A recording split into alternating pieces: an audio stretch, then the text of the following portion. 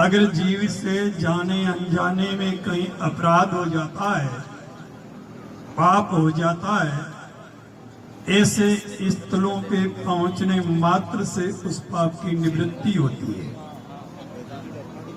लेकिन ऐसे पवित्र स्थल पे पहुंचने के बाद अगर कोई धर्म विरुद्ध आचरण करता है, वज्र लेपो भविष्यति, वो अकाट्य और अक्षम्य हो जाता है। सजनों, ये वो स्थल है जहां 7वें कल्प के प्रारंभ में जगत रचयिता ब्रह्मा जी ने स्वयं यहाँ पे यज्ञ किया, जहां 88,000 ऋषि विराजमान थे। मार्कंड और लोमन जैसे ऋषि भी उस समय यहाँ उपस्थित थे। उसके बाद देवादिदेव महादेव ने भी यहाँ यज्ञ किया। इंद्र सहित समस्त देवता पधारे। वेदव्यास जी की प्रेरणा से पांडवों ने भी यहाँ यज्ञ किया। और पांडव लोग जब यहाँ आए तो कहते हैं भगवान श्री कृष्ण ने भी उनको दर्शन दिया।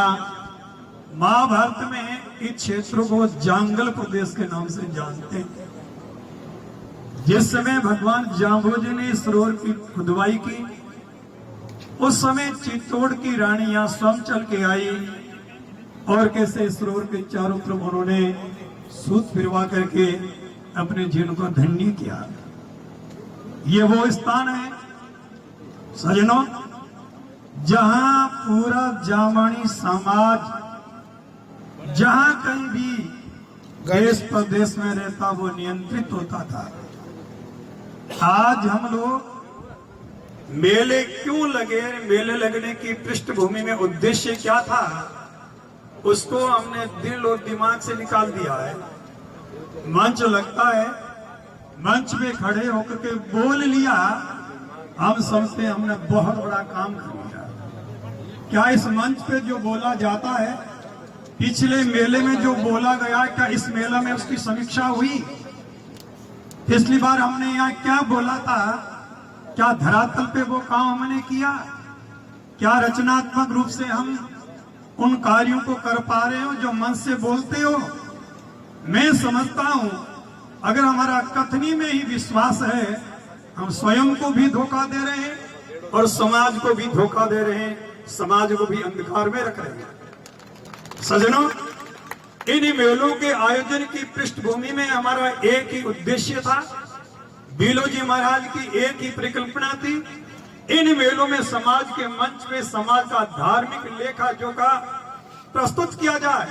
किस किस क्षेत्र में किन किन लोगों ने मर्यादा का अतिक्रमण किया, किन किन लोगों को दंडित किया, किन किन लोगों को समाज से बहिष्कृत किया, और समाज की मर्यादा की अवहेलना जो करता है, यहाँ जो निर्णय होता वो फिर समाज में लागू होता था, वहां कोई मुंह खोलने की हिम्मत नहीं करता था। इन मेलों का ये उद्देश्य है। आज हम लोगों ने के तुष्टिकरण नीति को अपनाया। हम मुंह मियां मिट्ठू बन करके एक दूसरे के प्रिय बनना चाहते हैं। ये स्वयं के साथ में न्याय हो रहा है और आने वाला समय और आने वाली पीढ़ी आपको माफ नहीं करेगी। इसलिए आपको सचेत होना है, सावधान होना है। आज समाज के अंदर कितनी प्रकार की कुरीतियों ने प्रवेश किया है, कितनी प्रकार की बुराइयों ने अपनी जड़ जमाई है। भस्मासुर की तरह हर दरवाजे में मौत दस्तक देने के लिए तैयार है। क्या उसके बारे में समाज ने तो कठोर निर्णय लिया है? हम बोले, ताली बजाए, चल दिए। ये किस लिए उस समय बर्बाद कर रहे हो? क्यों खुद का समय बर्बाद कर रहे हो? क्यों समय समाज का बर्बाद कर रहे हो? अगर हमें निर्णय ही नहीं लेना है, अगर हमें क्रियान्वित ही नहीं करना है। अब मूर्तियों की बात चल रही है। जांबोजी ने मूर्ति का खंडन किया है और पीपासर में भगवान विष्णु की विराट मूर्ति लगी थी। ट्रैक्टर के पीछे टोचिंग करके खींच करके उस मूर्ति को टुकड़े टुकड़े किए। वो कौन सा समाज था? और यहां मूर्तियों के गीत गा रहे हो। परमात्मा की मूर्ति को ट्रैक्टर के पीछे टोचिंग करके जब तुमने टुकड़े टुकड़े किए, क्या परमात्मा से भी इंसान बढ़ के होता? सजनों, हमें धर्म में विश्वास नहीं, हमें मर्यादा में विश्वास नहीं। हम ये किसकी चमचागिरी करें? क्यों लोगों को बनाने की चेष्टा करते हो? अगर मूर्ति बनानी है, किसी क्षेत्र में बना करके लगाइए।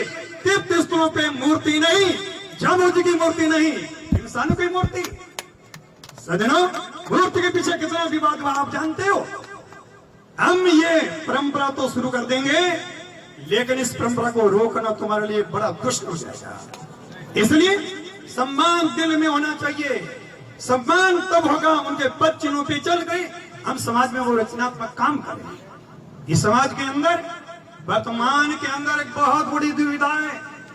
ये एक क्षेत्र की बात नहीं है, ये एक जिले की बात नहीं है, एक राज्य की बात नहीं है। आज विश्व समाज के अंदर पहले तो लाड कोट में बचने में बच्चों के रिश्ते करते हैं, पर कल अगर बेटी थोड़ी सी कम पढ़ी लिखी रह गई, बेटा कामयाब हो गया, मन में आया पशु की तरह खुल गया, रिश्ते तोड़ दिए। चार बच्चे होते हैं, थोड़ी सी अनबन हुई और समझ आपने विच्छेद कर दिया। ये बेटी किसी की हो सकती है, बहन किसी की हो सकती है।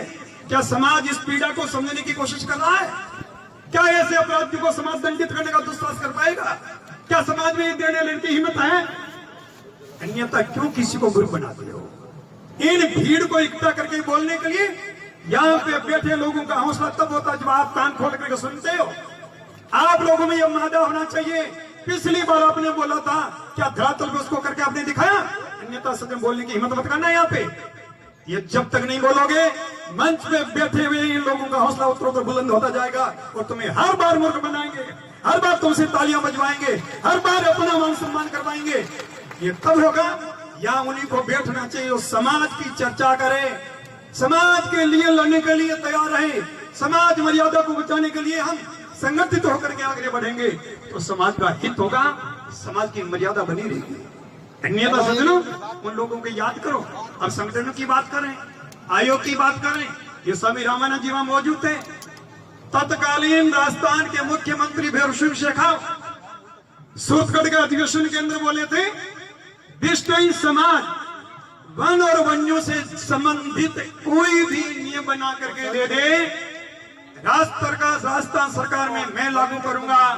कोई भी सत्ता आएगी उस नियम को बदल नहीं पाएगा। लेकिन तत्कालीन समाज के जो जिम्मेदार लोग थे, उनके कान पे चींटी नहीं रहेंगी, क्योंकि उनकी विचारधारा कांग्रेस की थी, बोलने वाला बीजेपी के था। जब तक हमारे दिमाग में बीजेपी और कांग्रेस होगा, हम समाज का भला नहीं कर पाएंगे। समाज का बेटा हर पार्टी में होना चाहिए, हर सभी में हमारा वहां प्रतिनिधित्व होना चाहिए।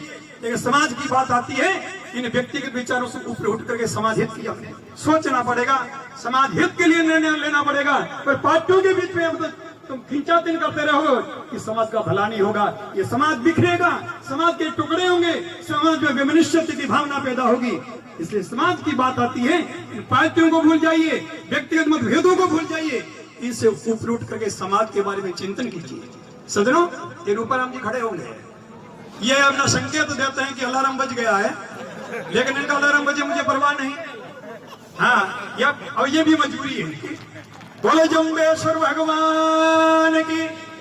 इनके दिमाग में दूसरे उल्टा कुछ और नहीं बोलते, इसलिए खड़े हुए हैं। मैं उल्टा पागल नहीं हूं, मैं जो कुछ बोलता हूं बेशक किसी को तकलीफ होती जो आंखों से देखता हूं और जो मेरे पास प्रमाण होता तब मैं बोलता हूं। लेकिन कभी कभी उन लोगों को तकलीफ हो जाती है, जो लोग एक आध उनमें जो ढंगा होता है, तो मेरा उनका दिल दुखाने की भावना नहीं होती है। मैं किसी द्वेष की भावना से नहीं बोलता हूं। मेरे लिए विष्णु का हर बेटा एक समान है। हाँ, नेम और धर्म रखने वाला चाहे गरीब से गरीब है, वो सबसे मुझे अमीर और प्रिय लगता है। सज्जनों, मेरा आप लोगों से आग्रह है और समाज की जांबा कमेटी विशेष रूप से इसका उत्तरदायित्व ले। जांबा कमेटी विशेष रूप से उत्तरदायित्व ले। सज्जनों, आज वो शख्स मालारा जी हमारे बीच में नहीं है। उन्होंने इस मंच पे समाज के लोग रिश्तेदार भी नाराज हुए, उन्होंने समाज के लिए कठोर निर्णय लिए। और समाज और मर्यादा की बात आती है, न तो हमारी रिश्तेदारी बीच में आनी चाहिए, न अपना और पराया होना चाहिए, न जातिवाद होना चाहिए, न छत्रवाद होना चाहिए। चाहे बेटा भी क्यों नहीं हो, बाप क्यों नहीं हो, गलती की है तो वो समाज का दोषी है तो उसको दंड मिलना चाहिए। ये कठोर निर्णय जब तक नहीं लोगे तब तक समाज में मर्यादा और अनुशासन बनेगा। सज्जनों, यहाँ अखिल भारतीय विश्व महासभा के अध्यक्ष देवेंद्र जी बैठे, पीछे अखिल भारतीय बिश्नोई महासभा का चुनाव बड़ा संघर्ष करके करवाया था, लेकिन दुर्भाग्य से अंत में हताशा और निराशा हाथ लगी। अखिल भारतीय बिश्नोई महासभा का संविधान है, उसमें ग्राम इकाई, तहसील, जिला, राज्य करते महासभा का गठन होता है और उसके अंदर जो सदस्यता शुल्क होता है 25% ग्राम सभा के पास में रहता है, 25% जिला सभा के पास में रहता है और 50% है वो महासभा के कोष में पहुंचता है। लेकिन उन लोगों की सोच क्या थी मुझे पता नहीं, उन्होंने ग्राम सभा की राशि भी महासभा के अंदर ला जाकर के जमा कर दी। हमने पिछले 6 साल से संघर्ष किया, लेकिन ग्राम की राशि आज भी जिलों को मिली नहीं है, जिला की राशि भी मिली नहीं। इसलिए देवेंद्र जी से मेरा कहना है, आप पारदर्शिता से काम कर रहे हो, आपको भी सम्मान मिलेगा, आपकी भी इज्जत होगी। वो गांव की राशि है जो गांव सभा को लौटाइए। पूरे हिंदुस्तान के 2-4 जिलों को मैं कह नहीं सकता भाई महासभा ने अभी तक 1 पैसा भी ग्राम सभा का भी नहीं उठाया। ये सरासर समाज के साथ अन्याय है, अनीति है, समाज के साथ में बहुत बड़ा धोखा है। और समाज की संस्थाओं को पारदर्शिता के साथ काम करते हुए हमें संविधान का सम्मान करना चाहिए। जैसे बिश्नोई समाज का संविधान 29 नियम की आचार संहिता है, ऐसे ही किसी व्यक्ति ने समाज का हित सोचा था, हमारा समाज का चौमुखी विकास कैसे हो, उसके लिए संविधान की प्रक्रिया बना करके दी थी। उस प्रक्रिया के साथ अगर यह समाज कोई भी कदम उठाएगा, पूरा समाज कंधे से कंधा मिला करके आपका साथ देगा, सहयोग करेगा। हमारा किसी व्यक्तिगत रूप से किसी व्यक्ति से विरोध नहीं है, लेकिन उस सिद्धांतों के साथ खिलवाड़ किया जाता है तो सदनों जिम्मेदारी भी बनती समाज को जगाएं, समाज में अलग जगाएं, ताकि आम समाज के नागरिक को पता चले कि समाज के हो क्या रहा है। इसलिए मेरा अनुरोध है, यहाँ की सभा से मैं जांबा की सभा से कहना चाहता हूं, जिस तरह से मुझे 7 साल का था उस समय की बात याद आ रही है।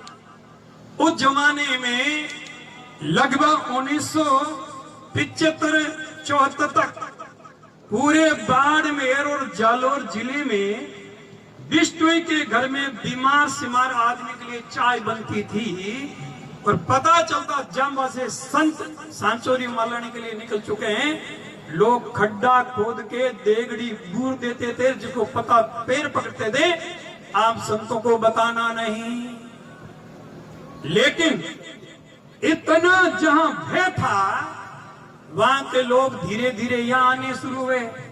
यहाँ के हालचाल को देखा, उनकी शंका, उनका भय मिटता गया और धीरे धीरे वो सब जगह पानी फिर गया।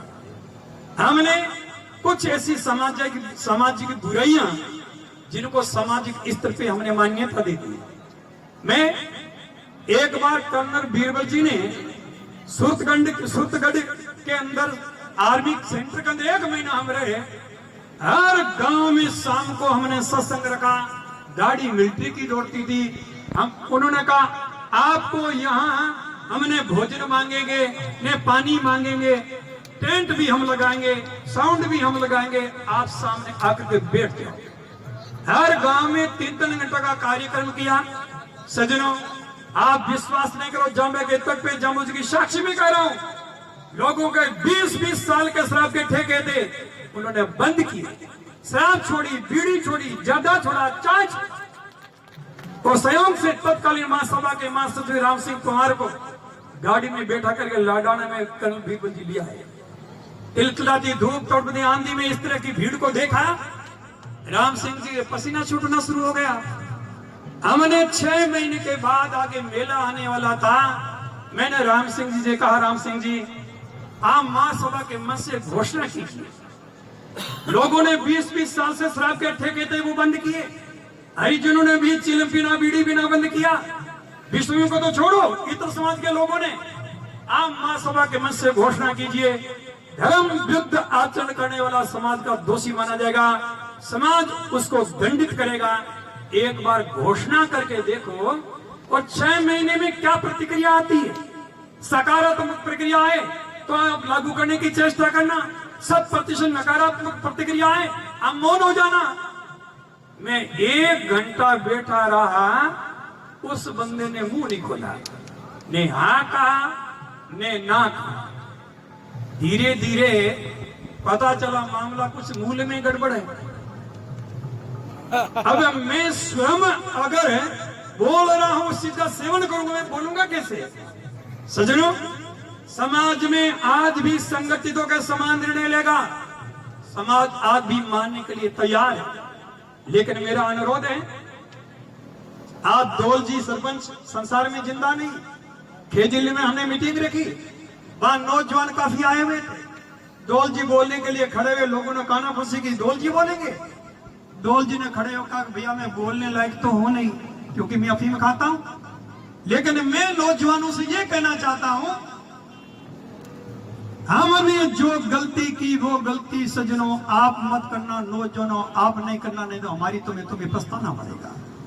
हम तो किसी तरह से पार कर गए, तुम्हारे लिए कठिन हो जाएगा। इसलिए मेरा अनुरोध है, एक तो टूटते हुए संबंध रिश्ते जो टूट रहे हैं बहन बेटियों के, और एक समाज की धर्म की धज्जियां उड़ाने वाले इन लोगों के विरुद्ध समाज बैठ करके सर्वसम्मति से निर्णय ले और वो समाज में लागू करे, ताकि इन मंचों को सबक मिले कि समाज की मर्यादा तोड़ने वालों का क्या असर होता है।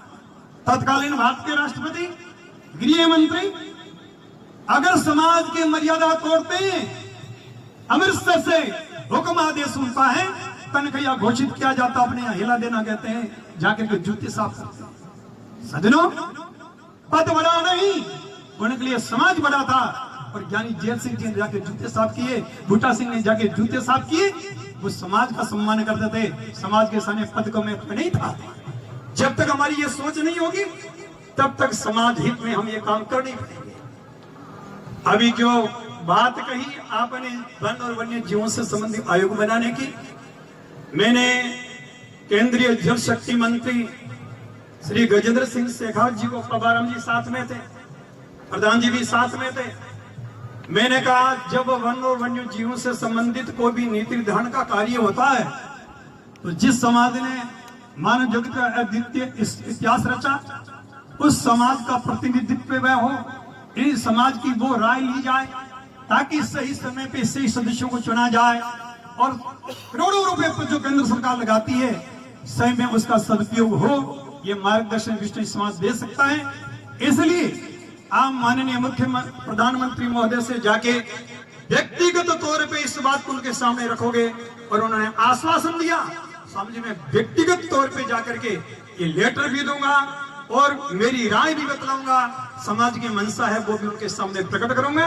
लेकिन सामूहिक रूप से आप लोग संगठित होकर के अगर आप मांग रखोगे, मुझे आशा ही नहीं बल्कि पूर्ण विश्वास है, माननीय प्रधानमंत्री महोदय बहुत संवेदनशील हृदय के व्यक्ति हैं और निसंदेह विष्णु समाज की भावना का आदर करेंगे, कदर करेंगे।